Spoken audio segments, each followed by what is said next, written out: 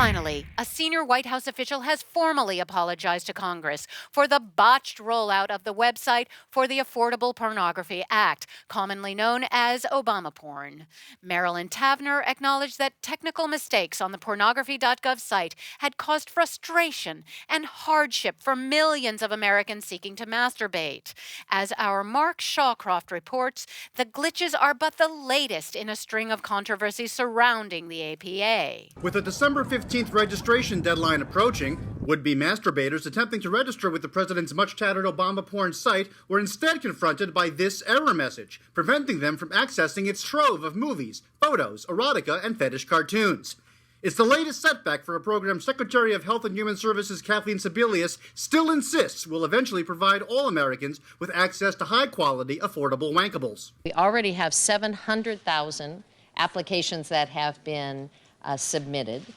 So we know there's a huge interest and a huge pent-up demand. But that interest remains all too pent-up. And with 30 million Americans still unable to access the visual materials they need to manually manipulate their genitals until achieving full sexual release, even the president is feeling frustrated. Nobody's madder than me about the fact that the website isn't working as well as it should, which means it's going to get fixed. The botched rollout has done nothing to endear ObamaPorn to Republicans already adamant that pornography belongs in private hands, dictated by the marketplace and the passing whims of American sexual desire.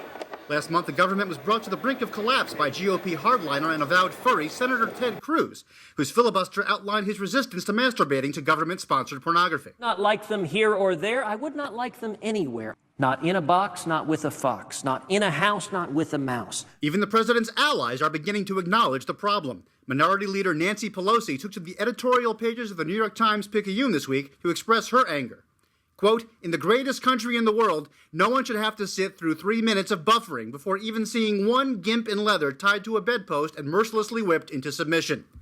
For now, the promise of a nationalized spank bank remains just that, a promise. And in the words of one teenager I talked to, damn it, damn it, damn it. Mark Shawcroft, Good Morning Today. A lot of people feeling the pinch. Yes. You know, you and I are lucky because Fusion provides us with a great pornography plan, so I can hunt all the MILFs I like. But if you don't have a job like that... Well, a lot of people would argue that it's up to everyone to get a job that provides a private porn plan. Well, yeah, but I know people who work 60 hours a week at 2 part-time jobs, and they still can't rub one out.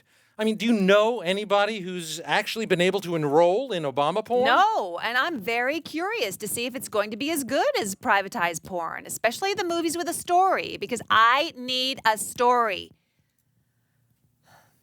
Not me. We'll be right back.